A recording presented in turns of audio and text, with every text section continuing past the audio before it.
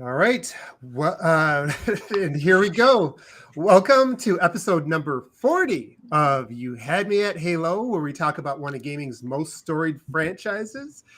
Today we got a few topics on our list that have to do with the health of Halo and some interesting information that's leaked out that's given us some a little bit of an unofficial roadmap. But before we get into some of today's topics, I first want to go ahead and introduce our Spartan panel. First up, I'm going to introduce Mr. Jesse, aka Mr. Don Cabeza. How are you doing today, Jesse? I'm doing great. I'm playing a lot of Elden Ring, of which I can say I'm playing it, but not doing anything else. So look forward to that next week. And also, I have a prop. That's what we should have put. Because we raised so much money. Oh no! On the Extra Life charity last year that they gave us a. Now it's. Why is it chugging? It doesn't like all this friggin' silver. It's like a raccoon. But this is a thank you to the audience because we did so well on our Extra Life stream last year. That's right. Nice. They sent us that. My upload must be shitting. All right, good stuff. And Mr. Jesse, I appreciate you making it here today. I know that you've thrown your back out. So if we see Jesse wincing or going off camera, it just means he has to go cry for a little bit. So I took some pain medication and I'm able to not cry at the moment. But he might be a little loopy. All right. Next up, we got Spartan Soul, aka Mr. Soulblazerz. How you doing, Soul? Hey, man, doing pretty good. And actually, in the chat, I realized, first cat already. There's a cat right behind you. I didn't even realize. So the chat pointed it out. Dang. I just realized this is a spooky looking setup I got going on right now. I look like I'm up to no good, but all right, so you're good, Soul? Yeah, I'm good. All right, good. I just checking. All right, next up, we got Spartan Daniel, aka Mr. Knottian. Daniel, how are you doing, man? I'm doing good. Ready to, talk some Halo with you guys and show everybody our cats like usual. That's like most of the comments in the thread was centered about which cats they were going to see today. So that's not disappointing, I guess. Yeah, well, and speaking of cats, finally, as your host, Spartan Abe, aka Onebadmutha, here I am, and there he is. So, put up a spot, and I ruined his lighting. So, chunky boy. he is a chunker. Yeah, he looks like he could eat a dog. All right, guys. So I guess we'll get going, and. So just for full transparency sake, we initially pushed this time back because we were expecting 343 to have a release. We hope that if we stall long enough, they release while we're growing. And we'll do it live.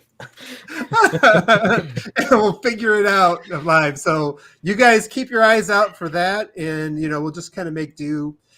It hasn't been without news though the last few weeks, and obviously there's nothing that's been like breaking in terms of the state of the game, other than they did come out and talk about other than the servers tonight. Supposedly they just put out a tweet saying, "Hey, whoops, trying to fix it." Oh, really? Okay, well I guess supposedly multiplayer matchmaking was having some issues. Game dev is a house of cards.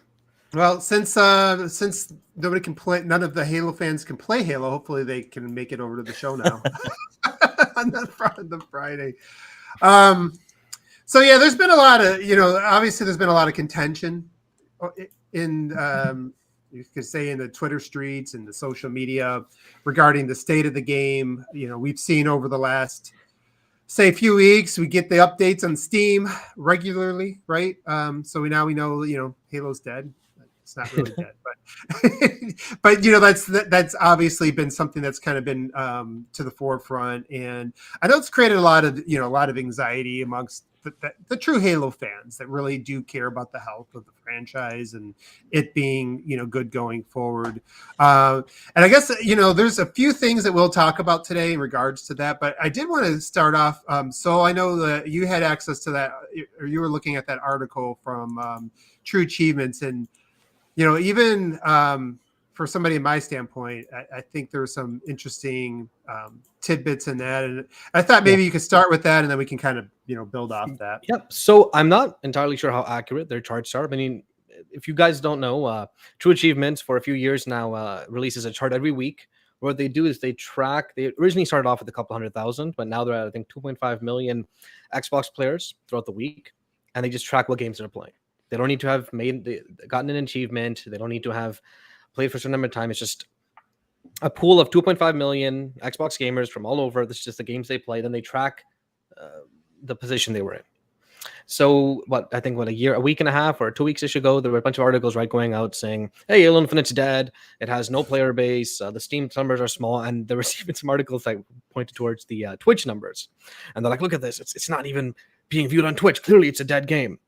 Mm-hmm. No one's saying that the game isn't dropping in player base. Of course it is. You can look at the Steam numbers. They got a lot of work to do there.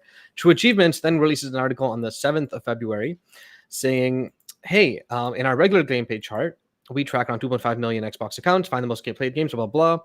Halo Infinite was at number 1. I went back a few weeks in their chart since release. So it's a number 1 for, I think, about 6 or 7 weeks of their tracking. And then it was overtaken by Fortnite. And at the time of their latest chart, which was the 14th, every Monday they released a new chart. It was still number 2.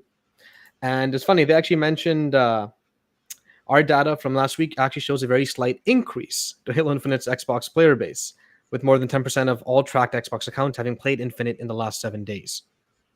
Stuff like that. Again, I'm not 100% sure how accurate their site is. I would rely more on Microsoft's own site, of course, but you don't really get numbers from either of the two. Long story short, game's not dead.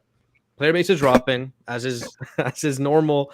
There haven't been too many content updates, and a lot of people are finishing their battle pass within the last week and a half, 2 weeks-ish or so. You know what I mean? So it makes sense. Yeah. Even myself, I've only played Infinite maybe 3-4 times in the last week. You know what I mean? Because I didn't really care for the weekly goal, so I'm like, hey, I'll play some ranked, just have a good time. That's it. Yeah, I mean, there was a few things I wanted to touch on with that too. It's like, for one, the original article that caused all the FUD, I'm a data guy. Using a single source of data is always room to make yourself look like an ass, which I kind of think True Achievement's response did. Because again, if you use one source of data when there are actually 5 or 6, avenues to get the game from and to play the game, then you're not getting anywhere near accurate data. So your numbers are going to be wrong. And so your point and your narrative is all going to be wrong. So having a more holistic approach that True Achievements does is definitely much appreciated.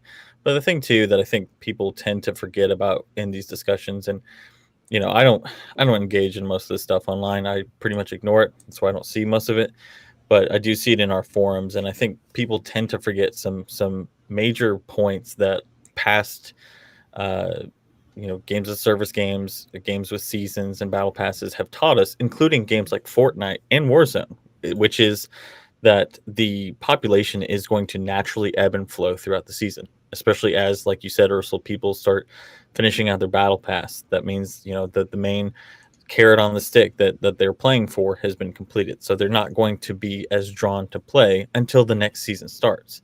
And more so, games like Fortnite, Warzone, Fallout, 76, you can go through an entire litany of games and you can see the same data where typically the first or second seasons are rampant with this, where the devs are trying to find the proper cadence of content release, where they're trying to find the rewards that people keep coming back for, right? This is the first season of Halo Infinite. It's also the first time 343 has done a game like this. And so it's I don't know. Like I said, I ignore most of the discourse around this online, but so much of it is just born of people who just want to console war and list war and all this kind of stuff. But it's not born in reality. This is a normal state for a game in its first season. So. Yeah, no, and I think you bring up some really good points, Daniel, and I think that's kind of the context. And it's not to, and just like you and Soul said, this is not like to, whatever, damage control, as the kids like to say. You know, but at the end of the day, like it is good to have that context, because you see a lot of the narratives and sometimes they bring in anxiety into, and we see it because of the forums. I guess maybe we're hyper aware of that stuff. You know, we kind of have to moderate that stuff, and you kind of see that anxiety kind of creep in. But you know, when we think back to, like, you know, we talked about it last show, like you think back to where like Destiny was early on, where even where Fortnite, you know, it launched as a kind of a failed AA whatever kind of game that was, and it became something else. It was a survival game, essentially. Yeah. It was a totally different game, right? And which so they showed off at Apple. right. So it's like, you know, we kind of bring that context in there because at the end of the day, like really like what the Halo community should be focused on, or I mean, obviously you can have constructive feedback, and we did. We spent like a lot of time in the last, you know, few weeks kind of giving some of that, you know, but at the end of the day, like the opportunity is still going to be there. It really, the health of the game is going to depend on how good the content is that's in the pipeline. Right. And we all know that the foundation is good enough to kind of, so far it's been holding, you know, the game up there despite the lack of content. And again, that's not the excuse, you know, whatever. We've kind of gone through all that stuff, but despite being very light on the content, still having some challenges with the progression system, not having the the forge ready, and we'll have to talk about that here in a minute. But despite all that stuff, it's still it's got a stickiness, and the reason it has that stickiness is because of the gameplay loop. And that's a super good sign, because that's what Destiny had when it first launched. You know, it came out, it actually scored a lot worse than Halo, right? And the fact that it held it a real core base that was really passionate about the way the gameplay loop worked, and they were able to build off of that. And I think we see a lot of the same stuff here. And yesterday I jumped on for the first time in, like, well, I mean, I wouldn't say the first time, but I hadn't had a chance to play a lot of games in the last couple of weeks because of work. And I thought, I'm going to just get on here for a couple games. It's, you know, before I go to bed. And then it was like 4 hours later. I was like, man, I forget. This is like, this is like a really, yeah, it is a really, really good foundation. And that's why, you know, we're still here. Otherwise, you know, we wouldn't be. But there's a lot of exciting things. And then you start to think about it too. You start to think about, man, if they kind of bring in all these ideas are kind of going through my head while I was playing it regarding, you know, opportunities for, you know, different ways to do progression, to tie that into PvE modes, to, you know, what's the forge going to look like and stuff like that. But before I go any further on that, do you guys have any other like kind of thoughts about that topic? Jesse? Nothing in particular, really. I've just been so busy with reviews. I haven't gotten to play it much. Once or twice a week at the most. Yeah. For me. I just mostly like Big Team, and that was broken for so long that now that it's finally fixed, I've finally gone back and started doing it. But yeah, with all the friggin' games coming out this month and being reviewed, I admit I've been too busy. Yeah. Just say Elden Ring every few minutes. It helps our oh shit. I've got like 7 or 8 hours of footage on my computer here. I can just start playing it on the side and then hope we don't get caught. Yeah, I haven't been this excited for a From game in a long time, and it's almost all because of Jesse, like constantly badgering us, bastard. Yeah, I'm always excited for From Software games, but all right, cool. So, you know, I guess let's kind of pivot back into to one of the other things then that's recently leaked, and that was some Forge stuff, which I don't think was supposed to be out there. No, it was not. Do you have any of that stuff teed up there, Jesse, for the Forge? Oh, to play? Sure, I can grab it. Yeah, if it's not been copyright. There's a video I found on YouTube. I'm assuming it's real. I'm gonna go ahead and link it. Yeah.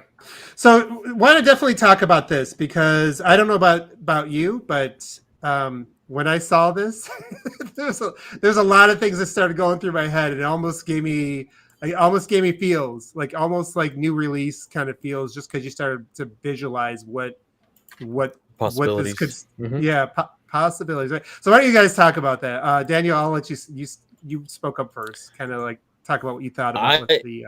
Well, I actually need to see it. The only thing I actually saw, because I've been trying my best, especially after talking to John about it, I've been trying my best not to watch any of the footage. So the only thing I saw at the time was the weather variants. So changing the thing to snow. So what Jesse is showing right now is the first time I'm seeing it. So I should probably not go first. I'm just like, whoa, I didn't even realize. Yeah, then I'll take in. I haven't seen too much of them. To be honest, Forge, my only real experience with Forge is like Halo Reach, playing the Forge maps. Other than that, I don't really bother with it. I saw the pirate ship that John made. That looked pretty cool. But from what I've seen of the leaks, it's not just about Forge. It's more about just like their assets that they have available. You know what I mean? Whatnot. Yeah. Like, for example, there was, if you guys haven't seen it, there was a shot of Bazaar at night.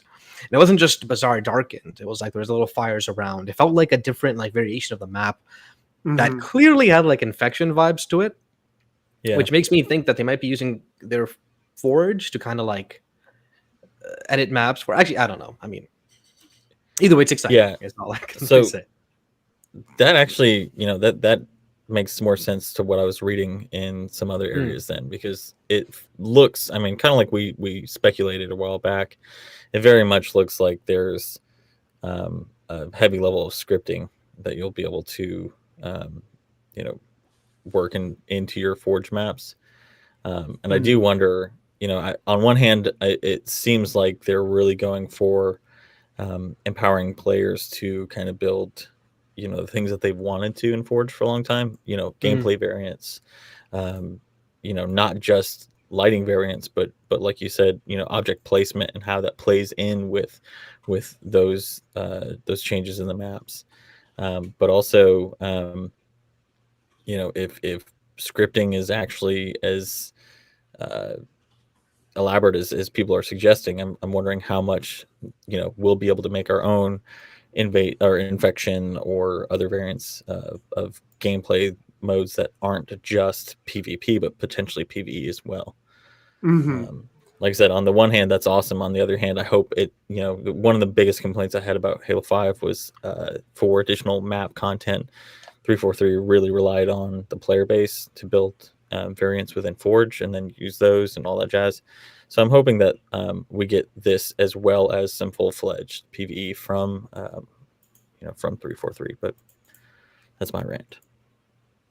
Yeah, I'm kind of with I guess between both of you guys, and it's not just. I think when we hear like, hey, Forge is coming, and people are might say, well, I've never really been a Forge person. It's not that big a deal. I think people don't understand right now. Like you just talk to people, like you even talk to like developers that kind of seen some of the stuff there. And I'm not saying it's a full blown game engine, but it gives you a lot more than you would expect in in a typical builder, mode inside of a game. Right. It kind of is a mini, maybe a really, really light sort of game engine. Right. It gives you a lot of those features. And we talked about the lighting before, right? Like the fact that the way they did the light system is going to make it's going to give them a lot more flexibility. And we see some of that. We've seen some of that with those examples where they darken that area and they can put the light sources in different areas and things like that. And it just and it maps shadows properly as well. Like that's a huge deal because with Halo 5, if you remember, there were no shadows on Forge maps. So it made it look so cheap, right? Yeah, exactly. Yeah. That's why everything looks so flat as well. I mean, I don't know if you'd agree, Abe, but I played around with Forge a lot back when Halo 3 came out. And from what I'm seeing here and what I was reading the other day, this feels almost as revolutionary in today's time as Halo 3's Forge did back then. It's taking it to a whole new level of just being more than just a map editor or a map manipulator. And it's on PC now, right? I think for the first time. I don't think Forge has ever really been on PC. That makes a really big difference. That was all that made it to PC for Halo 5 was Halo 5's Forge. Yeah, but it made it late, right? It's still limited to the Xbox One memory parameters and all that jazz. And if you're a PC player and you're not going to play on the PC, I mean Yeah. you're not going to play your stuff with your PC friends. That's probably going to be very limiting. Yeah, I really just we're kind of getting an idea of the possibilities, and and then you like you were saying, you add in the scripting. Now you can do the PvE stuff, right? You got weather effects in there like that. It's really interesting that we didn't have all those biomes, but then you just kind of turn it on and you have a new biome, right? And then you saw that dark level, you saw Bazaar in the night, and it made me think of the ODST levels, right? Just that creepy ambiance. And it's just like between the opportunities, I think, for user content, but then also kind of seeing some of the flexibility of the game engine for like future like single player. I was like, man, that looks like something I'd want to explore in the single player. Right. Yeah. So it's just there's a lot for Halo fans, I think, to be really excited about in the upcoming in the future, and even this year once some of these things drop. Yeah. And this is obviously me because I love the maps on pretty much all of them, to be honest. I know a lot of people don't, but I get the impression that 343 doesn't want to release something that's not up to par with what they've already released. You know what I mean? So whatever they release, it needs to keep that same or surpass it. So you can't release a subpar map. They're like, oh, this map is kind of boring. It's not as good. I'm for sure they don't want another launch or a Bazaar that can't be played in ranked. That kind of stuff. So it's taking them a little longer, and that does kind of suck. And would it have been amazing if season 2 had already started? Hell yeah. I mean, for sure it would have. You know what I mean? Right. That's life. And hey, there's a bunch of other stuff to play too. So, Yep. There's a lot of things going on. And and as Halo fans looking at the future of what the game is going to be like, you see stuff like that. You see the Forge. You still see the game loops holding people. Yes, there's opportunities. Yes, they need to, do a roadmap sometimes soon here to kind of give people something to gravitate onto. But even without that right now, kind of just like us being able to do our own like detective work and start to think about what that's going to mean. And then really like when they say this is just the beginning for Halo, I really I believe significantly that even what we saw in November and December is kind of like the beginning of, I don't think that is the high point of where this is going to be from a base standpoint. Once you re-engage the PC audience with something like a Forge, which this is where I see the PC base really kind of coming back and going, oh, okay, this is where I can see them having a lot of fun making different modes. This really will. I have a feeling the community is going to probably come up with things that might come up with the next big thing, right? Yeah. Like the next big thing, the things that even the developers aren't thinking of, because you're talking about millions of people versus a few hundred. And yeah, and I think that's one of the things that we talk about a lot. That Halo, I mean, just like gaming is there's something for everyone, and just because something is built for one person doesn't mean it has to be built for everybody, right? And that's kind of how Halo is.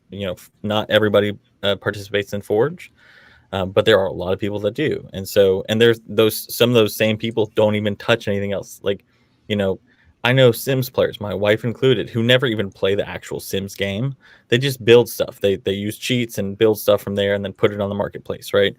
Forge is no different. And so you're going to have so many people come in who are the Minecraft community, who are the people who, the Sims community, the people who just build stuff to build stuff and give it to other people because that brings them, purpose, joy, whatever. And so we talk about, well, this group isn't happy with Halo. Well, that's okay, but eventually it'll get there. Forge is one of those big things that I think the moment that comes out, you're going to see a pretty big spike. Because I don't know if you guys remember, but Halo 5's Forge was still making headlines 3 years after it came out. So yeah, and that's not even going to compare. Yeah. Like you didn't have that involvement. And then the other thing people are, and this is something that. I know that I've kind of called out with the Activision purchase that Activision has 500 million downloads of Call of Duty, right? Like we know that they didn't just buy them just for the console, right? It was for things beyond that. And I've seen some examples of people scaling the engine of Halo Infinite down to something that's going to run on a potato, basically. Yeah. So something that's going to run down. And I think that was intentional. I'm pretty sure that was intentional, even with the art style and the engine, was to make it was extremely scalable. Eventually this will be something that will be on mobile. It will be on tablets. And, like my son, who doesn't really like to play a lot of shooters, he goes into Fortnite builder mode and builds stuff, right? He plays on Fortnite. He plays on Minecraft and Roblox all day building stuff. And there's just people that are going to do that stuff. And I just, I'm really, really excited about seeing what happens when the community just starts to make things, So Forge, I think, is kind of that. It's that super underrated kind of. I don't want to say secret weapon, but just because people are equating it to what it's always been, I just don't think this is anything close to that. So. Yeah. I mean, if Microsoft's not, giving us their own cart game, then hey, I'll leave it to the forgers to make one for them. Well, you could actually do that in in Halo 5. Yeah, I actually played a few race maps in Halo 5. They were fun. Yeah, I'm sure they had terrible rules too. The third one to the finish line wins. But yeah, I'm gonna do something real quick, Abe. I'm gonna see maybe if we leave this up. Look at all that. Look, make that the YouTube thumbnail so people click in and think I'm gonna actually show it, but I won't because then we'd get pulled down. Look at all these clips. Oh, Elden Ring. Yep. Yeah. Tell your friends to come watch. Yell Elden Ring once every, that's the whole reason you're here today, Jeff. But so everybody who didn't hear at the beginning of the show, Jesse's highly medicated today. He's got a thrown out that. Aleve. It's not friggin' heroin. Just roll with it. Come on, Jesse. Damn it. I'll go get a beer. That'll be healthy. Except you can't stand up without screaming right now because he's throwing his back. Yeah, I'll mute it. So Jesse's here today just to kind of let everybody know to yell out the word Elden Ring because he's playing it right now because that always brings in traffic. What were we saying? Okay, so yeah, we kind of touched on the Forge thing. And again, we haven't seen what this is going to look like when they start to bring it out to all those other devices and things like that. So lots of potential there. Did you guys have any other thoughts about that? Some of the leaks. Anybody you've talked to that out in the development community or anything like that that's allowed to talk? I know there's people that aren't allowed to talk, but that have seen it, that are really familiar with it, that have kind of given you guys any hints. Anybody that's told us anything has told us that they'll kill us if we say anything. Yeah. Okay. Okay. I too have been told things by people. But it does suck though a little bit that the leaks happened in the first place because it's looking up to shaping like something really incredible. You know what I mean? Mm-hmm. I don't think the leaks spread wide enough to really make an impact. Like something like a major game being announced would have, every person on the internet would have known, right? Something like this, which is a good thing for them. I feel like they're gonna blow people away when they finally reveal Forge and just show how in depth it can be. They're gonna be like, it's gonna be pretty cool. Even for people like Mort who are looking for something single player, the entire scripting process of Forge, I'm really looking forward to like the mission scenarios that people come up with that aren't PvP focused. And you can probably make an entire firefight scenario in it. You can probably do a light VR. Like a mini Spartan even. You know what I mean? Mm-hmm. I can't imagine what crazy shit people are going to come up with how in-depth it obviously is after everything we saw in the leaks. Yeah. Yeah, you mentioned the again like the PvE thing. Like the thing I think about is like Halo's own Mario Maker. Remember like all those levels? Oh my god, yeah. In other words, you could start throwing those, and actually not a bad idea with the track maker either. We definitely can make a kart racer. That'd be your job, so that'd be your no shotgun portals. Yeah, no shotgun portals, just racing. Everybody else is on carts and on mongoose, and he's just got a shotgun killing everybody. Okay, you know what? I got it. If they hadn't put a map of portals in the game by the time Forza launches, that's going to be my mission, to remake that map 1-to-1. Oh my god. I was actually experimenting, by the way. Speaking of shotgun, I was experimenting a little bit in customs, and obviously the first thing I do is make the shotgun mode. It works surprisingly well with the bulldog. It doesn't one-shot you, so you have time to kind of turn around and fight. I wasn't able to get everyone thrusters. I'm going to see if I can work on that, but incoming. That's all I'm saying. All right, good stuff, guys. So let's move on to our next thing. And I don't know that how much time we want to spend on this, getting into the details of it, but we did get the release for some multiplayer fixes. Those of you that are familiar with the word desync, this might be pertinent to you. If you ever play Halo and you feel like maybe sometimes shots aren't registering, or that you're getting killed before you see somebody coming around a corner, or after you run around a corner and you don't see that you have high latency, because a lot of times it feels like it, but you don't have that latency. That has something to do with desync. So obviously 343 has come out and acknowledged it, right? They've acknowledged some of the issues when it comes to that performance, and they're working on that. So Soul, do you have any of that? Yeah. Okay. Technically, regarding desync, they didn't say that much. They had like this giant article, and they talked a lot about latency and about like the client side and like the shooting aspect of it, and the back and forth, blah blah blah. With desync, all they said was this: server client desynchronization. The issue: players have found cases where you can permanently desync from the client, desync the client from the server. They linked the thread on the Halo subreddit, which was a pretty like thorough view of the thing. Usually, the moment we detect a desync, no matter how small, the client should begin correcting to the server's position. In bad cases, this results in rubber banding, but in normal scenarios, these changes should be unnoticeable. The cases where you permanently desync occur when our systems fail to detect and respond to desync. So they're saying there's an issue where people are permanently desyncing, and that's a problem. Mitigation-wise, they're saying we have identified the issue linked above, along with some other cases where you can permanently desync, and we should have the fix deployed in upcoming builds. Keep an eye on the patch notes for more info. So regarding desync itself, it looks like they caught it, why it's happening, and hopefully whatever they release fixes it. Yeah, the other release that they put out that was on the forums themselves, specifically went into detail on basically how their system was supposed to work in terms of mitigating and how it wasn't.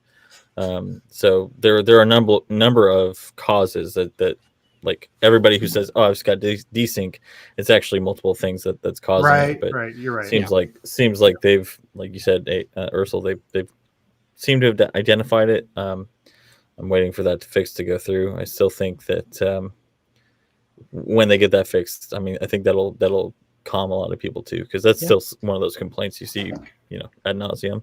So you mean stuff like being shot around corners, right? Yeah, that's not desync. Yep. That's just a slower communication between you and the client and the person you shot. Yeah, and it's not all latency. Yeah, and it's not all latency. That's the thing, because I always have my little latency number up there, because I need to know the specifics of what's causing it. It's not just your latency; it's also the person shooting at you's latency. Yep. So if they have very high ping, and the game generally favors the person shooting. So if they're shooting at you and they see you, even if the game's like, on your end, you weren't really hit, but we tend to favor the shooter. Exactly. And that's why situations like that pop up. Which makes sense. Sorry, yeah? I was going to say, quick poll. Who plays here wirelessly? I do not play wired. No way. Okay, yeah. I used to at my old house. We had the house wired for Ethernet. But wait, the new sorry, you meant Ethernet? Yes. Oh, sorry, I thought you meant the controller. No. No, because my brother can't play my wireless. bad, yeah. He's like, there's so much latency. What's happening here? I'm like, bro, what? No, it's a wired connection, of course. Yeah. Okay. Abe, are you wired? Yeah. I wire everything. I wire everything. I play on a monitor with the lowest latency. See, that's I wear my glasses. That's been the most frustrating thing about this new house is like I'm so used to. I've been playing unwired for years, and now it's wireless. So like that's another thing. That I'm like, God, I don't know what is, the actual issues that people are facing, and what's my shitty wireless. Which it's still, it's 300 down, 100 up, but you can still see drop packets from time to time, right? And so that's going to have an effect, and it sucks. Have you guys noticed, if you've played since this update, have you guys noticed improved now? Because I never really had the issue, so I'm not the person to ask in this scenario. I don't think I've played enough to make an assessment yet. I tried playing Yeah. Big Team Battle one night with my brother, and I just had my internet itself was getting really shitty. Yeah. So I haven't been able to really try it with my internet working right. Yeah, I still feel like it's not always matching the latency, but you're right. There's a lot of different things that can be going on. You start to lump it all together. At the end of the day, it's a performance thing. I also think that 343 is right. A lot of people don't notice. They don't know why, right? They just know they went down fast, and they thought, it's like, wow, that guy killed me really, really fast. And then you look at the accuracy of everybody after the match, or you even go back on watching the videos. It's like, no, he didn't kill me that fast. And so like it's things like that. There's a lot of aspects of it, and I think we touched on this before, but it needs to be said. I actually think this is the most important thing they need to take care of first, because it is the area right now where they have the best engagement, right? It is with that hardcore arena crowd. Yes. And yes, I know arena is not as popular as Battle Royale. We all know that. We know there will be other things that will come out for the casual crowds, but right now Halo's saving grace is that it is kind of the king of the arena especially in the console space, right? There's nothing else that really that's kind of taking that spot, and we've seen with the HCS stuff that it is like people are really starting to kind of gravitate towards this video game as a sport kind of thing, right? And that's Starting. and that What year is it? well, yeah. Well, I think the masses are coming to it. Maybe that's the better way to say it, right? Fair enough. Because there's always been this aspect of it, this sporty aspect to gaming. But I feel like it's starting to catch the attention of the casual crowd. But the thing is, you want the casual crowd to go out there and have a decent experience it's like when I go out and shoot basketball, I'm not that good. But if you start moving I don't know, you start changing You miss a basket. Desync, damn it. I know. That's what I need to tell people. It's desync. I didn't miss that shot. My body desync with my hand. My mind. How did the last one do, by the way? The tournament? It did really well, but sorry, before we get there, I did want to mention regarding the previous stuff that we're talking about. The blog post talks about the issue, then the fixes they're doing. And regarding the issue of the latency, they did release a couple fixes already, in case you guys didn't know. One of them was that they're taking longer with matchmaking, which is, I think, only a good thing. Because right now, literally, I've started a match. I'm like, wait, crap, no. Instantly, you're in a match. Like, zero time to back out. And they specifically mentioned Australia and Asia, which is nice because I've heard they've having more problems there. They also, what was important for me. So Nick wasn't lying. Yeah. So this is interesting. So they're working on adding round trip time to the scoreboard. So not only how good your connection is, but how good your connection to the client is and other people's connection to the client is. Nice. So it gives you a better idea of is it just me? Is there something wrong here? They're also going to go ahead and give you a notification if you have a poor network when you enter a game, which I know a lot of games do. I was surprised Halo. I'm not surprised, but it's nice that Halo Infinite's going to do that. And the last thing that they were going to do is, they already did, was they removed geofiltering, which is great because that screws over a lot of people for the benefit of one. Right. Yeah. Right. Yeah, and for those that don't know what geofiltering is, I used to do it actually. I don't do it these days, but not to screw over anybody, but you would just filter out. Yeah. You basically say, I don't want to play on any certain servers, right? And so you say, if I don't get a server within this space, it's going to time me out or kick me out, right? So I don't get forced into those games. But I guess what they found is when you do that, it's kind of impacting everybody else. Yeah, which I was never aware of. Because first, at least how Halo does it is first it picks the player base and it picks the optimal server for everyone, and then if someone is geofiltering, it changes that optimal server to the one that's optimal to that one person. So if, say, for example, US Central was the optimal server for the place, but he was in US East, suddenly everyone's playing US East. That player has 15 ping. Other people will have 150 when they really shouldn't. And the thing is, it's not like it's super beneficial for that one player either, because welcome to desync, or not desync. Sorry, welcome to your shots not registering when they should. Stuff like that. Right. It's good that they got rid of it. Yep. And there's nothing more frustrating than that, too. You know, right? So like when you hit your shot, when I hit my basketball shot, I don't want somebody to punch it back through the hoop. So really good points there. So thanks for kind of breaking if anyone's down. interested, it's a very in-depth blog post, and honestly it's interesting. It even has like pictures and like labels and crap. It's an interesting read, even if you're not like really into Halo Infinite. It's just like it's pictures in case you can't read. No. Well, that's for Nick in case he's watching. They address a lot of issues, and it's kind of what we've come to expect from 343 regards to transparency in their blog posts, which hopefully means their upcoming ones will be pretty meaty too. Mm-hmm. Here's hoping. Yep.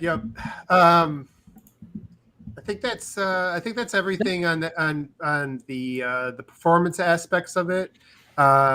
So any final thoughts, you guys, on performance? No, it's nice to see them go so in depth. I'm hoping that in 12 minutes they give us another nice in depth thing we can go over live. That'll be the last chance of that blog post actually hitting today. Yeah. Their communication took too long, maybe, but at least it's been very good once it started up again. Yeah, 100%. It's a rare misstep in the past year and a half of them being extremely transparent. So recently, as long as it doesn't become a trend, I think things are good. You know, one thing I will add to that, as somebody who's played over 2,000 hours of Halo 5, you know how to get that in. Check box. Yep. It's gonna be something.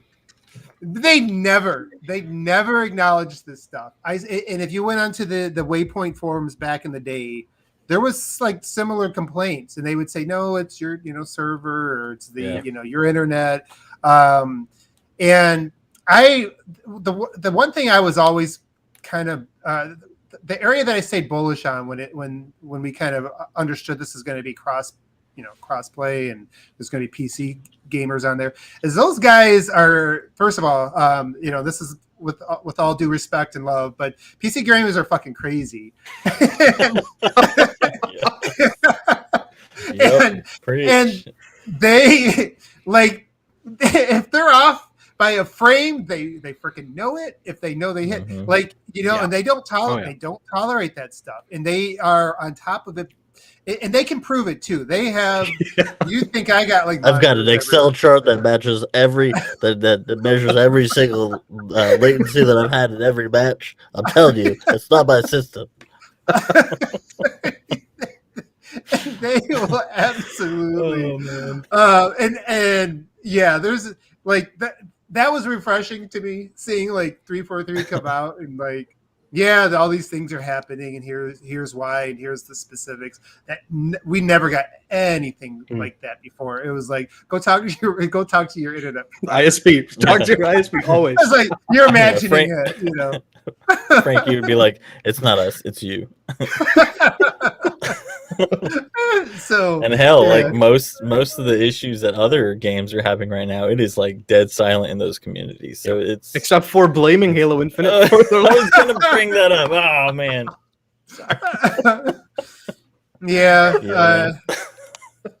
Poor That's Battlefield awkward.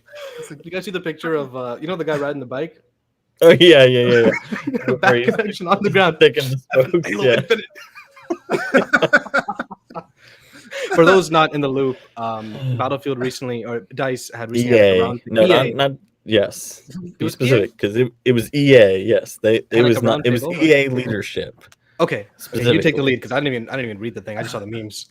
Yeah. So basically, EA leadership blamed COVID, which is understandable. Yes, and applies to everybody. And that as I've mentioned many a time, that's why you see so many games launch roughly over the past 2 years. Totally understandable.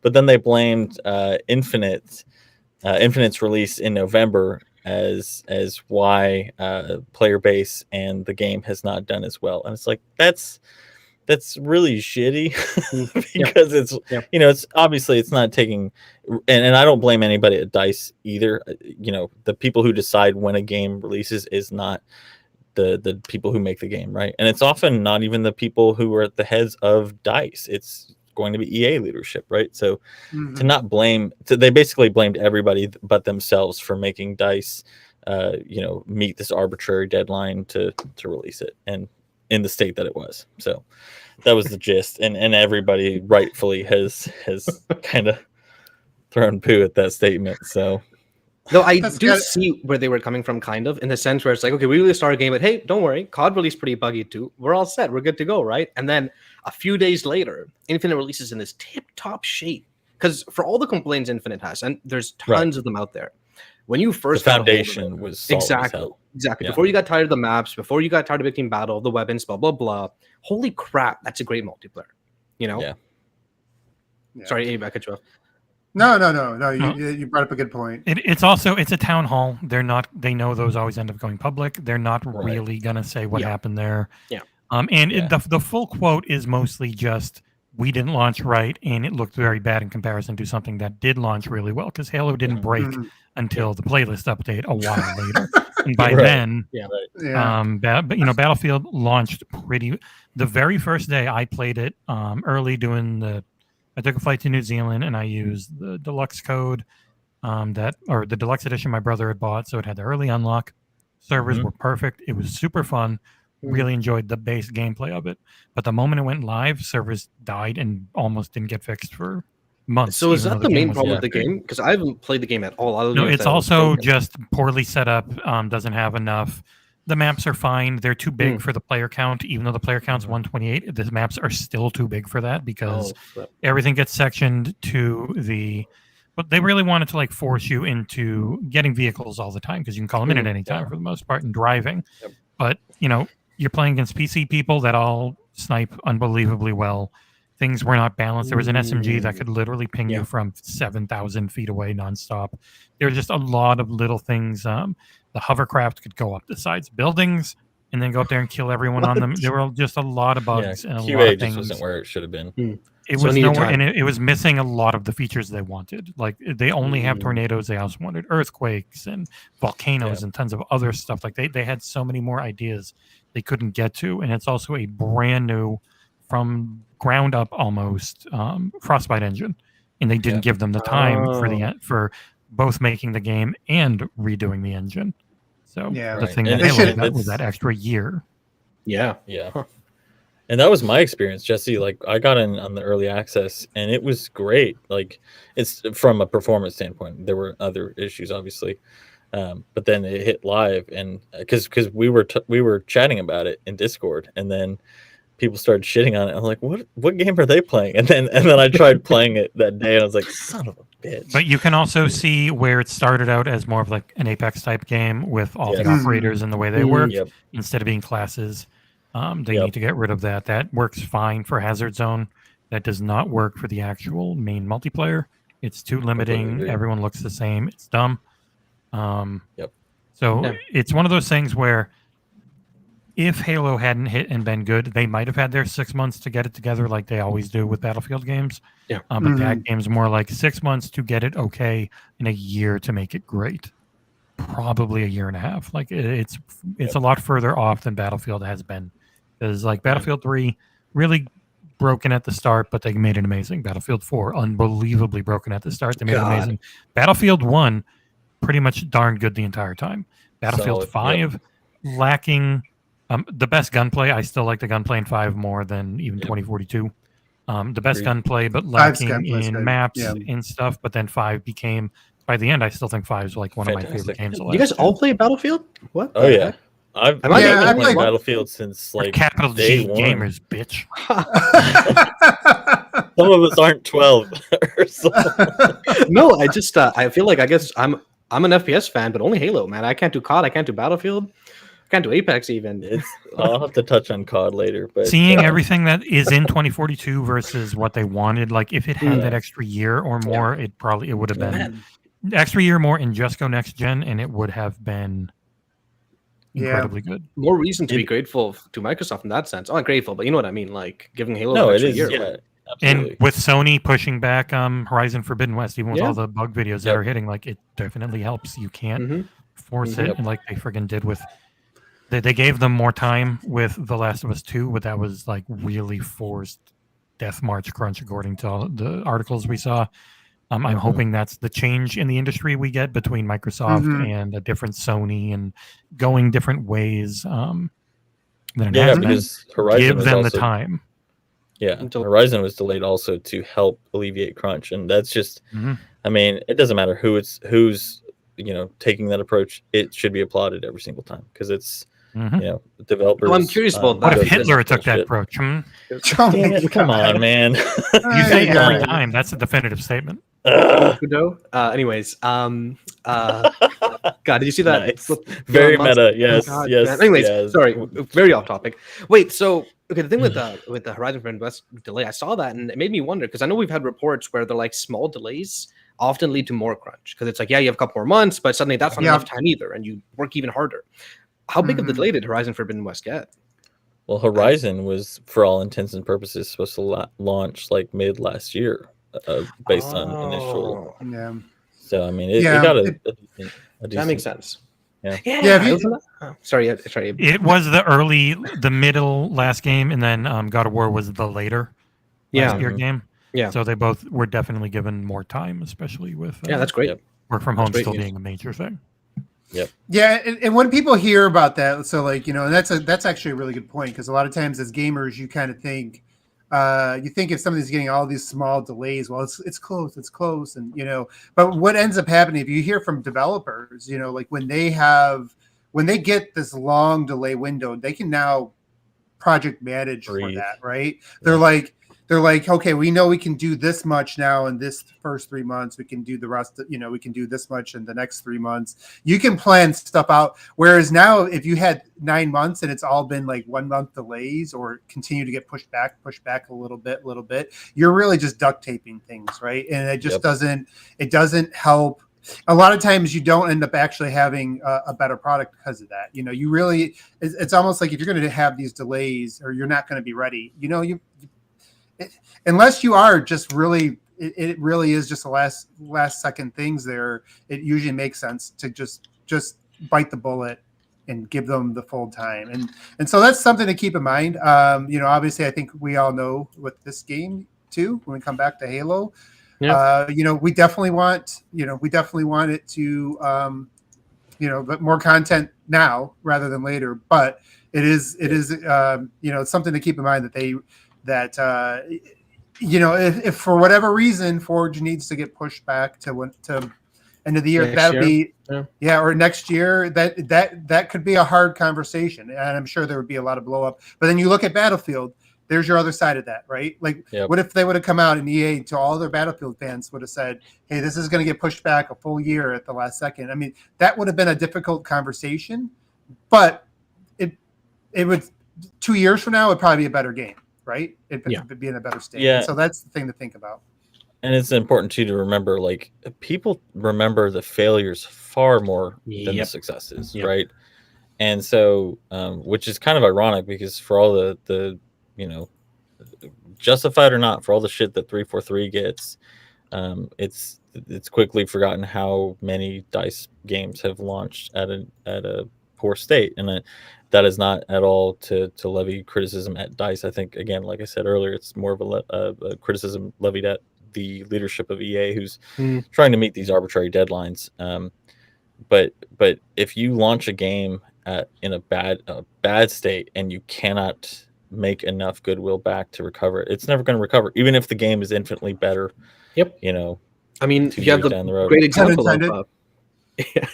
You have the great example of CD Projekt Red, right? And Cyberpunk 77. They were on cloud 9 before they released Cyberpunk, right? Everyone loved CD Projekt Red, like to the point where it became a meme almost. They didn't give Cyberpunk the time. Instead, Cyberpunk, I think, was an example where they had like 1 month delay, 2 month delay, another month delay. Like, that is not how you do it. I'm assuming some leadership at CD Projekt Red, like we got to get this out right now. You know what I mean? Oh yeah, we've got articles from people who've spoken anonymously. And it's like the lasting damage that did to their reputation is worth way more damage than look at their an extra year value. of development. Yeah, I mean, and like so much so that even the the next gen patch that just came out is pretty sizable. I think it's still a little bit underwhelming from what I and Mike and some others would have expected, but it's still decent, and it's almost made no traffic. Yep. You know, And it's on sale right now too. The game's half off on all the platforms. Yeah, but no, I'm Yep. debating. I'm still debating. I'll it's put in my it's gonna come to Game Pass at one point. I think it's have no worth idea. playing. I think it's worth playing, Abe. Like even despite all my criticisms, which I don't know if you saw that the other day, but I think it's worth playing. Yeah, I mean, I've heard. It similar has such things. brilliant parts that it makes up for everything that's missing for me. I think I give it an 8.8. Not ignoring everything that was promised that didn't show up, just on the strength of the writing and how much I enjoyed the gameplay, that it carried me through really hard. This essentially feels like what would have been version 1.0. So to get it, over a year after launch makes it clear.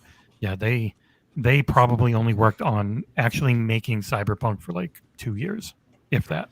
Yeah. Actually making the game. That's So- crazy. I see Uber Nick calling out 343 for the blog post. I don't see any responses yet. It's still not up anywhere. It's gonna, it's going to go up right when we're ready to go to bed or take a piss. Maybe Stein was in charge of posting that, and he screwed that up too, like he did Game Pass Twitter the other day. Well, it's just weird that they would have one on, it was weird that they were going to have one again on a Friday, because you figured, if they're doing blog posts more, would that be the last Thursday at 3:43 like they had been doing? But that seems to be done with. So Yeah, their last one came out 8 o'clock. You're right, like you saw, 8:07 technically, but who knows? yeah. All right. Well, we'll Yeah. see. We'll see. So let's go. Let's just really quickly. I want to touch. I think you had some information on the HCS stuff. Yes, I didn't get a chance to watch it. I've been working, so I. Yeah, no, I get it. I'm telling you though, like it's I never watched competitive Halo before this. It's actually a lot of damn fun. Like the crowd gets hype. It's 4v4. Some of the matches are insanely intense. Like almost every Slayer match would eventually be like 46-46. So basically the first team to screw up would lose. And it's like they move up, they just barely survive, they go back. It was really cool. Even if Team Slayer sucks, which it does. We've had this Well, because it's not shoddy portals. We're gonna throw them off the. We're throwing them off the show. Yeah. But in terms of the tournament, it did really well. I think at one point, I remember I was watching on Twitch, it had like 90,000 people watching at once. Not the finals, because Cloud9 is this crazy dominant team that keeps winning and it's a little boring to watch. But like before that, there was this hype match and like 90,000 people watching throughout the entire time. Some pretty good Twitch drops on there too for the armor, a nice pose. And like they keep putting money into this. Today, I think they announced a 2v2 tournament for Xbox Fan Fest with a $50,000 prize pool.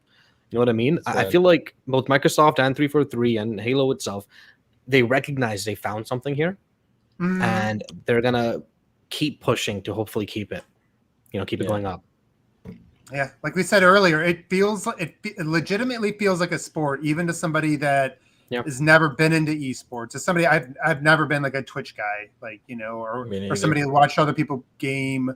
Or really thought about myself. I mean, at my age, I don't think about being a professional gamer.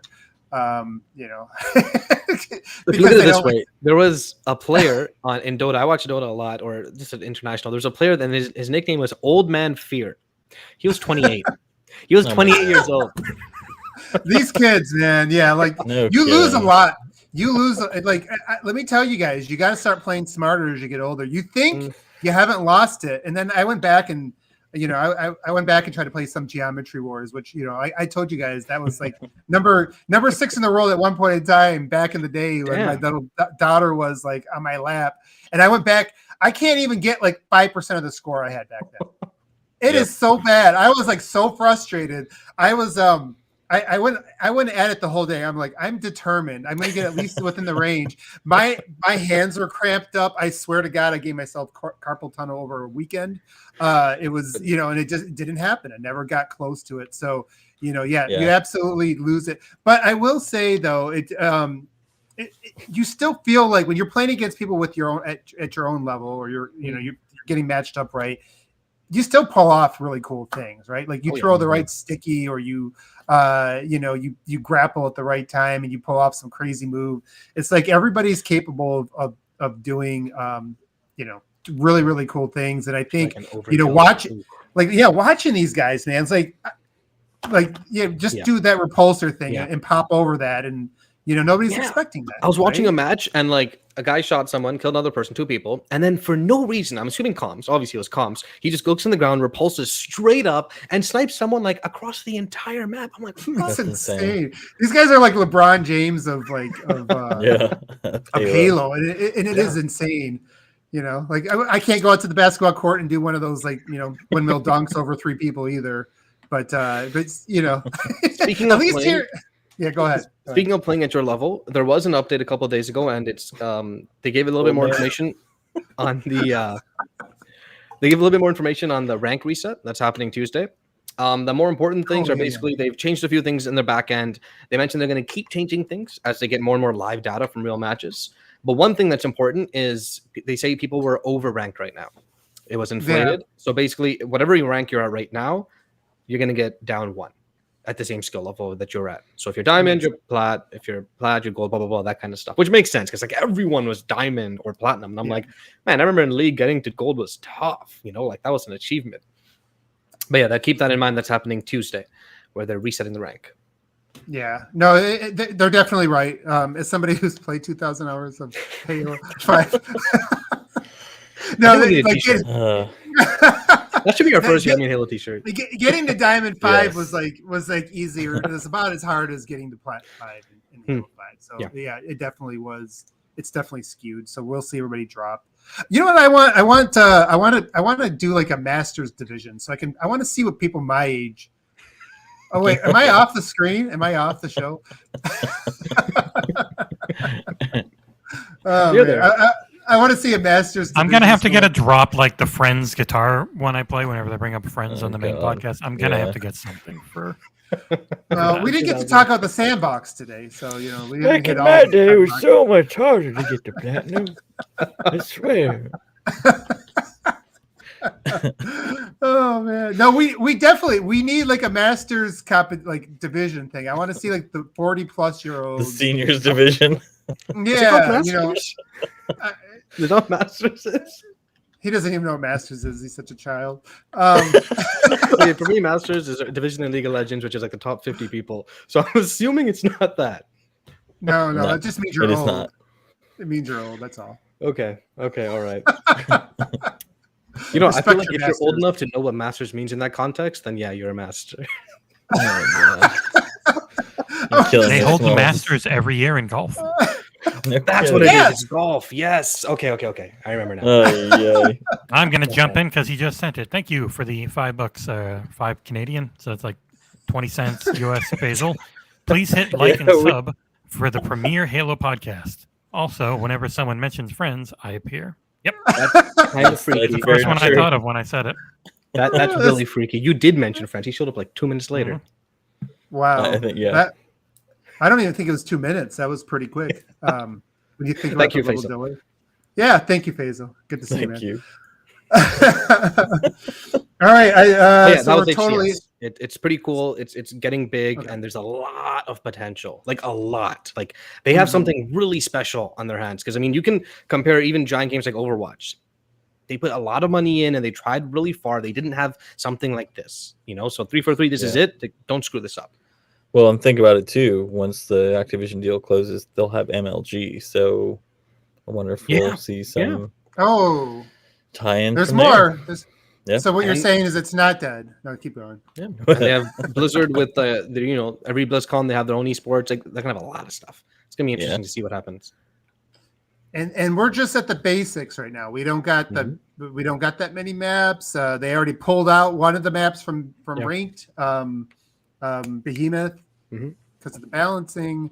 There's going to be. They've already said there's going to be new weapons and things like that. So this could just. We just keep talking about the foundation. The foundation, I feel like, is a home run. There's a lot of other.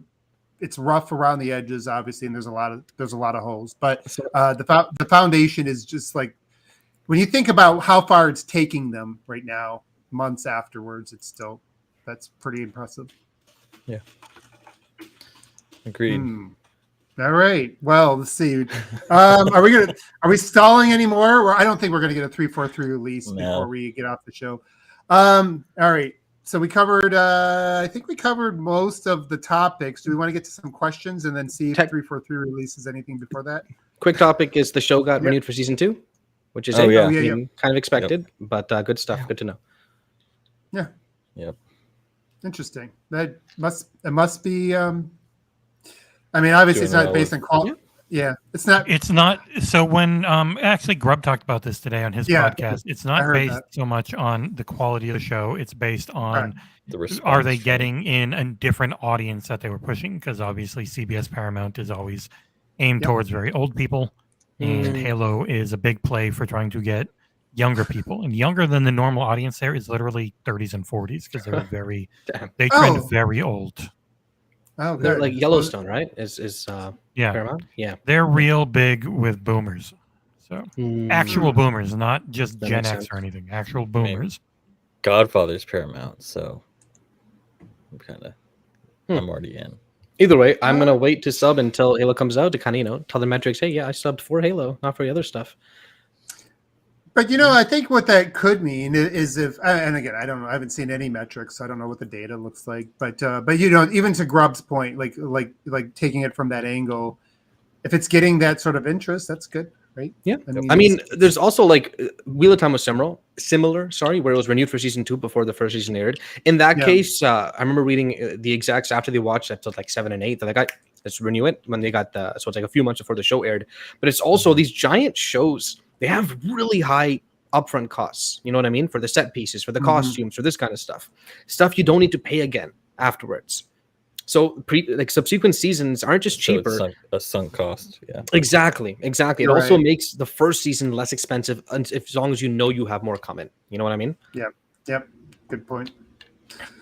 Good point. All right. Well, let's hope the show turns out all right. I still I'm never like super duper optimistic about TV shows or movies based on video games, but you mean you weren't super excited for Uncharted? No, it actually wasn't that bad, guys. It wasn't that bad. I watched it yesterday. I braved Blizzard for some reason to watch this damn thing. It was just a generic action movie, honestly. That's all I can say about it. Which is the game is a generic. Yeah, exactly. Yeah. All right. Well, sure. Regarding the show, I think we're trying to have like a podcast. Either we convert our regular podcast to talking about the show the next day, that kind of thing. We'll have something to do with it when it starts airing. Yeah, we'll figure it out. All right, cool. Now I guess we can move on to community questions. You got those teed up? Somebody? I do. I've got them ready to show on stream too. Here we go. I really only have one. Fancy. From good old Collingwood. Let me get it up on the stream here. Boom. Right in the middle. Because it's freaking big. Hi-ho, Halo fellows. This week we saw 2 stricken games get updates of one kind or another. Cyberpunk 2077 got its long-awaited new-gen update, and pretty much the general summation is that this is the version that the game should have launched with. That's what I said. On the other hand, EA talked about how unsuccessful the launch of Battlefield 2042 was and what caused it. Both of these games launched unready for public gaming. If Cyberpunk 2077, it took over a year for the console version to realize its promise. PC players, however, loved it. And for Battlefield 2042, those long months are still in front of them. However, it is true that for any game, there comes a time when, after doing all the alpha and beta testing to find bugs and fine polishing, you have to release the game and let the public find the problems that could not be uncovered pre-launch. So my question is, was Halo Infinite launched in a state that was launch-ready? We hear so much about the problems that Halo Infinite is experiencing regarding things like missing features, such as big team battle, new maps, or game modes, the poor state of microtransactions, etc. This is not to mention features not present, such as co-op campaign and Forge, which many people say should have been there from the start. But it would also be true to say that some of the issues the game is facing could only be found when the game went live. Also, the extensive test flights would have battle-hardened the game and taken away some issues that may not have been found until launch. So my question is, in your opinion, could Halo Infinite have been given extra time to be fine-tuned, say for a launch in February or March? Or was the game so ready by November 2021 that there wasn't any real reason to not launch in December? I think the game was ready, and then they broke it the next month with their playlist update right before Christmas. I have a longer response. I'll let you guys go first, though. Mine's pretty long too, kind of. I would So say I mine, feel like we're yeah. going to disagree a fair bit regarding this, which is good because I feel like we have different opinions on this one. So I'll start with mine, which is I don't think the game should have been delayed. I just think that when it launched in November, it should have launched with the moniker of this is just an early access is not the right word because it has a different meaning, but like an early release. Like you can play the game early. Here, you can play the multiplayer early. We're releasing it earlier than usual. That's what I think they should have phrased the launch as. But a lot of these problems, like for example, the microtransactions, they needed the game to launch. Yeah, you won't know until it's out in the wild. Exactly. And then they responded pretty damn quickly. The battle pass progression speed was fixed in like 2-3 weeks, I think. Stuff like that, you know? There's more I can say, but I'll let you guys say your stuff. Abe, do you want to go first? You want me to go first? Yeah, go ahead, Daniel. Go ahead. Yeah, so I mean, it's kind of a loaded question, right? I mean, on one hand, I'm sure anybody would say that, anybody who works in the industry would probably say, yeah, we could have used more time, and we'd always say, hey, if it's a game like this where it is it's one thing if it's a multiplayer only game, it's another thing if it's a single player only game, but being a mix of both worlds. I think you would find that most people would say, yeah, we would have liked it to have a little bit more time. I think I'm conflicted on that point because obviously the single player was extremely solid. Of all the fixes that got put out over the past 2 months, very few of them had anything to do with single player. So we know that was pretty lock and ready. And I think to both Jesse and Aarsal's point, the multiplayer launched at a pretty rock solid foundation. Obviously, it got broken as people demanded changes really quickly, and obviously, as we talked about earlier, with month-long crunches actually being more detrimental. Same thing with rush patches, right? So I don't think those elements should have been the cause for a delay. I'm not sure. I don't have the metrics or anything like that, so I don't know how much a 2 or 3 month delay for getting Forge or getting co-op in there would have actually been helpful to the player base, nor to the marketing agreements they had with all the other partners that they've got. So it's hard for me to say that, but I think ultimately launching when it did was the right call. Whether or not people agree, that's totally fine, but I'm not sure that I think you really need to get the hardcore base in there first, and that's going to be your single player, that's going to be your multiplayer PvP players, not necessarily the Forge and not necessarily the co-op. So while those sting not being there, I don't know if that's necessarily going to be detrimental long term. So I think it was a smart move to launch when it did. Yeah, honestly, I think my final answer is probably not going to be way off, but I think there's just a little bit more nuance to it because, first, when this game was initially announced as being delayed, I was very happy. Like, honestly, to me, it was a turning point for Xbox because I could have never imagined them delaying their key launch title, their only really big launch title with the release of a new console a whole year. Like that doesn't feel like something they would have done in the past. They would have jammed something out there in the past. And the reason we know this is because we've had Josh Holmes kind of say similar things when he left. And he talked about, hey, with Halo 5, we had this completely different vision. We found we had a year to get it together, and we had to, we really, really took that vision down a lot. And we saw that still came out with a lot of incomplete aspects of it. And that was kind of like, Microsoft's MO in terms of game development for a few years is, they pushed things out in the fall and there wasn't really a lot of delays. I mean, there were some, but not a ton. They did get a reputation for a while of putting some things out there kind of early, right? Like Recore and things like that. So, that was the old Microsoft, and the fact that they did get a full year, did to me show a lot of growth. Now, when it comes to pushing it further, I would say in the universe that we're in today, where they have so many studios now, you got Activision coming in soon, Activision Blizzard, and you have 30 something studios and 50 or 60 teams. I don't even know. Like we're going to lose track of them. You know, it's Monopoly. You can't count the monopolies. I'm just kidding. I'm kidding. But you know, in this universe, in the future, and this kind of goes to like the point that, you know, we were saying earlier, like now they can afford to push something this big back a year and a half, even 2 years, you know. And I think going forward, that should be the attitude. And I hope that is the attitude, and they can afford to do that. And yes, I think in an ideal world where Microsoft didn't go, you know, they didn't have that gap because they, you know, we know they didn't have a lot of studios for a while, and they had a bit of a gap to fill. And I think that they were kind of in the spot where, you know, we know that it still was still scored pretty well, right? It still was a really solid game, and people put in a lot of hours. It's still on Xbox. A lot of weeks, it's still hitting number 5 or so, you know, around that spot on most played. So obviously people are still getting a lot of enjoyment out of it today. Yeah. I would say that for something like Halo in the future, I do, you know, I think going forward, they probably will not rush things. And I think that's my assumption, right? That's my gut feeling. But I also feel like they had it, and this might go the wrong way, but I think it was good enough for you know, it was going to be good enough. It was still going to be a really good game.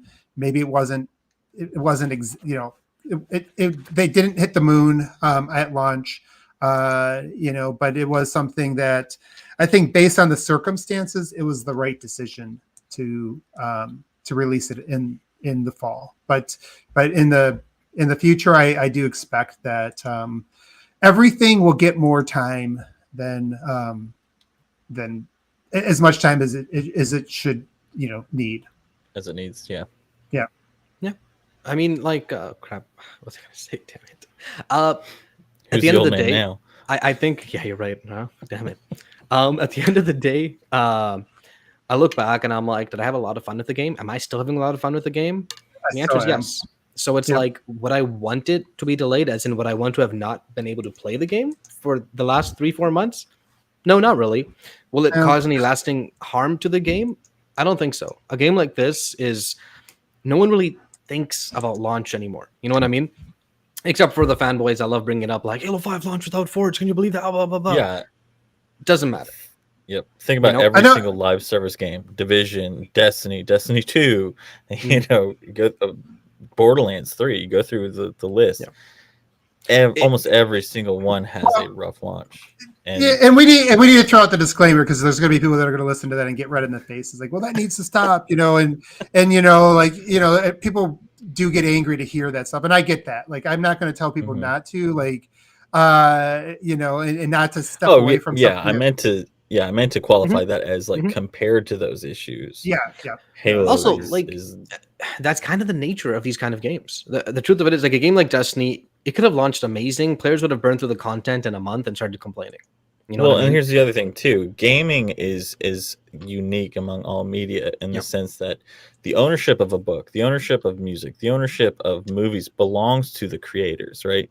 Games don't necessarily have that. At least games like this, live service games, multiplayer games, don't have that advantage because they are dependent on the players and the feedback that those players give. You can have 1,000 people working QA and 2 years doing it, but the moment it gets into players' hands, that creation, that ownership mutates into something that, for better or worse, and sometimes it's far worse, it becomes this collaboration between the creator and the player.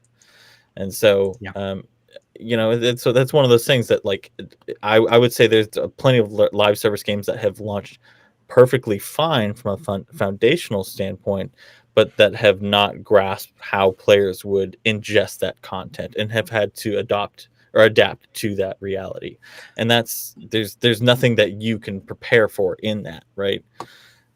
Because, you know, you can't tell players how to play your game. I feel like saying live service game is almost doing it a disservice. Live service games, it's every few months. Halo Infinite is not a live service game. It is, but it's not. That's not the main classifier, right? It's you don't compare Halo Infinite to COD Vanguard or Modern Warfare or whatnot. Halo Infinite's a platform game. The comparisons are Apex Legends, Fortnite, Warzone, right? Yeah. And in each one of those cases, not a soul remembers how the game launched and the state it was in. Because what matters is the constant updates, even years and years later, keeps refreshing the player base, brings more people back in, and kind of doesn't erase history per se, but makes it kind of like a little more irrelevant. Destiny, for example, last thing really quick is I wanted to say was Destiny. The Destiny example is something like the Destiny 2, how it launched hurt a lot because people are coming in from Destiny 1 where it also launched bad. You know what I mean? It's a new launch of a game. They forgot all the lessons they learned. Exactly. If Halo 7 was about to release, then I could understand going back like, okay, look how Halo Infinite launched. We don't want it to be exactly like this, so hopefully they learn from their mistakes. But that's not the kind of game it is. We're not expecting another Halo for what, like 10 years? Like a really high number. You know what I mean? So it's got to be looked at a little differently. Yeah, the thing I would push back a little bit on is I don't think it is an either or. It is a bit of a fair enough. Yeah, there is a kind of there is a line, right? Like people will remember up to a point. Like there is a point. Yeah, there is a point where they won't forgive you. Let's say 2 years later, and Infinite's had multiple updates since then. Yeah. The multiplayer arena is still going strong. How many people will be talking about how it launched? Is what I'm asking. No, right. No, and I think that's what I'm saying. So there is a line, right? Because there is a certain aspect that you're never going to get. Like to your point, you're never going to get hundreds of developers to be able to give you the insight that millions of players are going to be able to give you, right? And it's the same thing. Like I do develop, other in a different field, and until you get something out there, you can sit there and look at it and work on it all damn day. You can work on it for years, and until you get it out there, you'll get that feedback that's going to be like, oh, I could have sat and looked at that for 10 years and it never would have hit me. So there is that aspect. I think at the end of the day, 343 believed that they had this thing sewn up. It was tight. It was foundationally, it was solid. Obviously they broke it. That sucked. They had it all together for a little bit. They did break it. And then we did find some other things that they obviously, and again, like these issues with the desync, the latency, would they have, if they would have spent another 3 years in testing, would they have found that? Probably not. It's probably something that, until you get out with millions of people all over the world connecting, you're not going to find certain things. So it is a balance. I don't, it can be used as a crutch, and we've seen companies and developers, like Battlefield, right? I mean, what's the expectation now? That's going to be fixed in a year, right? And they've had success too, right? Like, we've seen, and that's the thing you can be afraid of is like, and we saw Microsoft have success with Sea of Thieves. It launched really light. Community gave them feedback. It blew up. So we see those success stories, but I think it is worth calling out that the companies have to be careful you don't want to just start throwing it out there and like, I'm going to throw you out something and you guys will fix it. You can't. And I don't think that was the intention. I want to just. No, but they're definitely like the live service part of Halo Infinite. They were a little cocky, I feel. You know what I mean? The way they released it, the prices that the things were priced at, the way the original challenge system people who decided that were. Yeah. Like, they need to be called out right away. So I definitely feel you there. Where you have certain ego might be a strong word, but you know what I mean.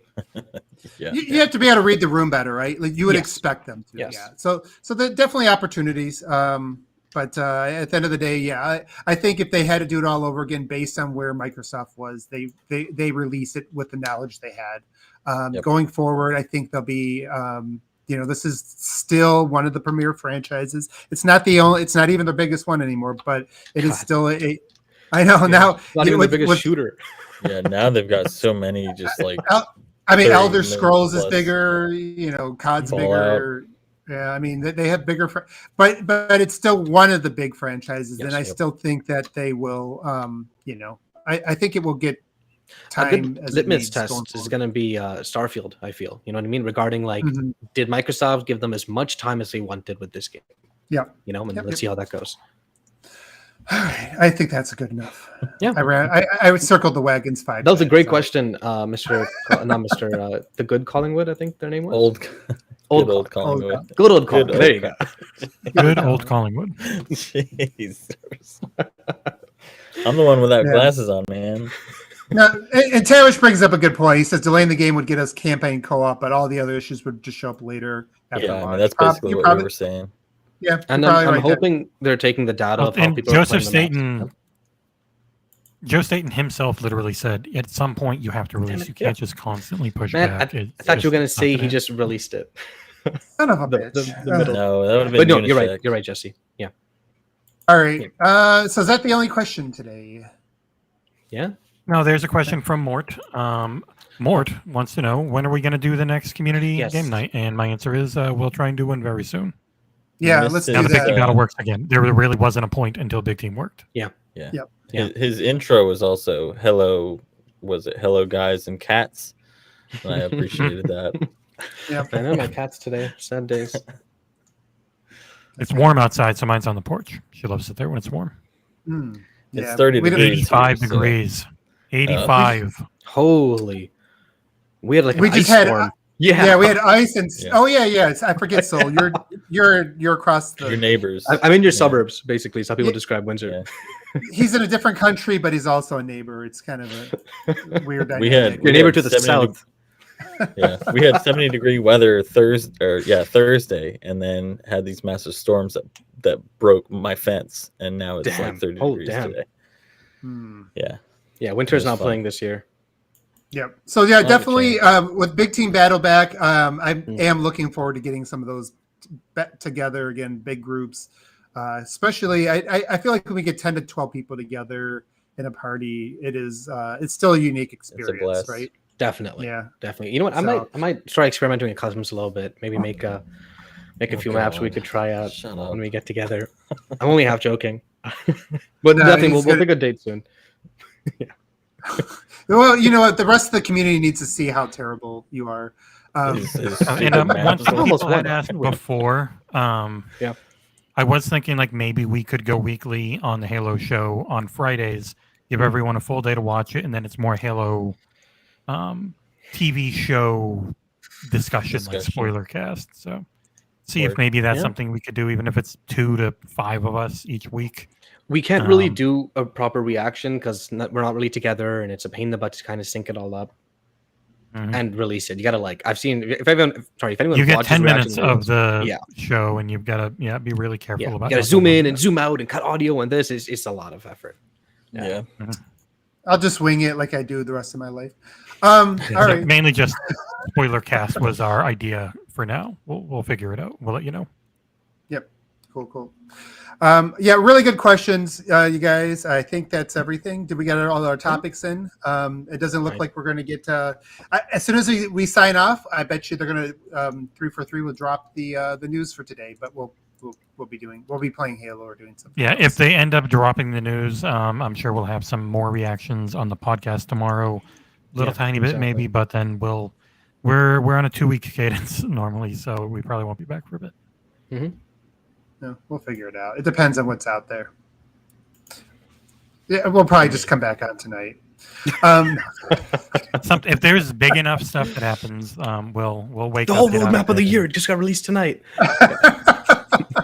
Yeah, it depends on how big this stuff is. All right, guys. I think it's time for sign-offs then. First, I think we should thank everybody who's been hanging out in our chat. Yeah. We always appreciate the comments. Doing these shows are not the same without you. So we really appreciate you being here and supporting us. It really makes a difference. And, in dealing with our cats. Thanks. So you want to go ahead and sign us Yep. out? And this time it'll be a little more structured. I have a list. So if anyone watching, if anyone watching who doesn't know who we are, we're XboxEra. We're a channel run by the community for a focus on Xbox, and I don't want to say unbiased, but like solid coverage for Xbox and everything Xbox. Please like and subscribe and check out our other reviews. We have a bunch of them. If you're an Xbox fan, you're looking for places to speak about Xbox with more people, we have a forum as well. It's just XboxEra forums. And finally, if you really like our content, check out a link to the Patreon. It's in the description. I think we just recently hit 100 patrons, which is super cool. And yeah, every little bit helps. There's a tier there, like I think just $1 like in euros though. So it's like $1.50 for me, but still, But yeah, check that out. And if you have any comments, any concerns, any critiques, anything at all, please let us know in the comments. We do check them out afterwards. Thank you for watching. Bye. All right, guys. Thank you, everybody. Bye. See Look you. forward to the blog Have a great post week. going the moment I click. Yeah, no good.